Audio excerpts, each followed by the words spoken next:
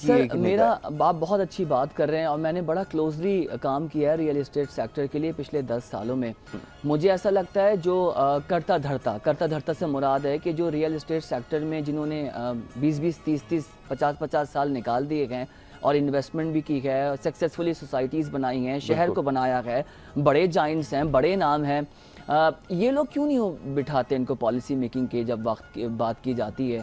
اور کوئی بھی بجٹ آتا ہے یا اگر ہم اپنے اینول بجٹ کی بات کر لیں, نیشنل بجٹ ہے, ابھی منی بجٹ کی باتیں سن رہے ہیں, اس سیکٹر کو کمپرومائز میں سمجھتا ہوں کیا جا رہا ہے. اور جب اس کی پالیسی میکنگ کی بات کی جا رہی ہوتی ہے تو ان لوگوں کو بٹھایا جاتا ہے, ٹھیک ہے وہ بہت قابل ہیں, وہ بہت اچھا کام کر رہے ہیں, لیکن مجھے ایسا لگتا ہے یا آپ بھی اس بات کو پتہ نہیں سیکنڈ کریں گے نہیں کریں گے کہ ان کو الف اور بے بھی نہیں پتہ ریئل اسٹیٹ سیکٹر کی.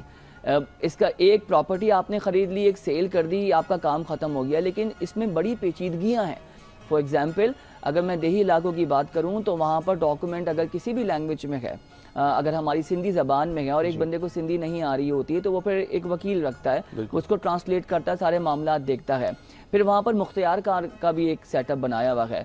تو یہ سینٹرلائز کیوں نہیں ہو پاتا؟ اور یہ بڑی خواہش ہے کہ پورا سسٹم ریئل اسٹیٹ کا سینٹرلائز ہو جائے. یہ بات کرتے ہوئے سر مجھے 12 سال ہو چکے ہیں.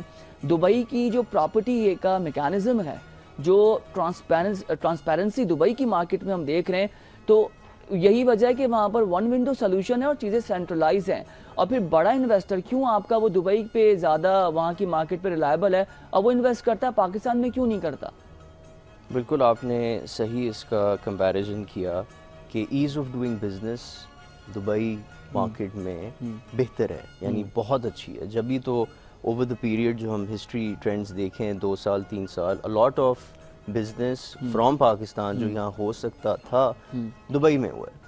اچھا, جب ہم پاکستان کی ریئل اسٹیٹ کے بارے میں بات کریں تو سندھ کے اندر جو پالیسی فریم ورکس ہیں, ڈیجیٹلائزیشن کی اپروچ ہے, وہ بڑی ایک انیشل سٹیجز کی اوپر ہے as compare to Punjab, as compare to K P کے. وہاں پہ تو چیزیں ڈیجیٹائز ہو گئی ہیں اور وہاں پہ اس لیے بزنس جو ہے بڑا اچھا لوگ سمجھتے ہیں کہ ہو رہا ہے ریئل اسٹیٹ کا, خاص طور پہ کمپیئر ٹو سندھ.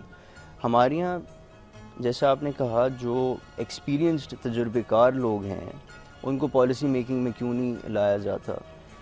ہم اس کو اگر ایسے دیکھیں کہ دنیا بھر میں جہاں پہ پالیسیز فارم ہو رہی ہوتی ہیں تو وہ ایک تھنک ٹینک سے نکل کے باہر آ رہی ہوتی ہے, اور اس تھنک ٹینک کا کام ہی یہی ہے کہ وہ اسٹڈی کرے کہ کیسے ہم نے اگر پالیسی کو لانا بھی ہے تو اس کی امپلیمنٹیشن کے اندر جو ہرڈلز آئیں گے from a very grass root level, and اس کا جو امپیکٹ اوور دا پیریڈ بڑھے گا اس کو وہ پراپر اینالائز کرتا ہے اور وہ پلان کے ساتھ لے کر آتا ہے. تو ہم یہ سمجھتے ہیں کہ ہماری یہ تھوڑی کمزوری ہے کہ ہم اس چیز کو انڈرسٹینڈ نہیں کر پاتے کہ پالیسی میکنگ جو ہم لانا چاہ رہے ہیں اس کو ہم نے صحیح طریقے سے امپلیمنٹ بھی کرنی ہے. not for a very few months or like few years or so, it has to be there for quite a while, تبھی تو ہم چینج دیکھیں گے. بالکل ایسا ہی ہے, کیونکہ ہم as humans ہم resistant to change تو ہمیشہ سے ہیں. بالکل ایسا ہمیں تو گریجول چیزوں کو دیکھنا ہوتا ہے, سمجھنا ہوتا ہے, یہی ہماری ایک اپ برنگنگ ہے. اگر ہیومن سائیکی آپ نے بڑی پیاری بات کی کہ چیزیں بڑی زیادہ ڈیجیٹل ہو رہی ہیں. جناب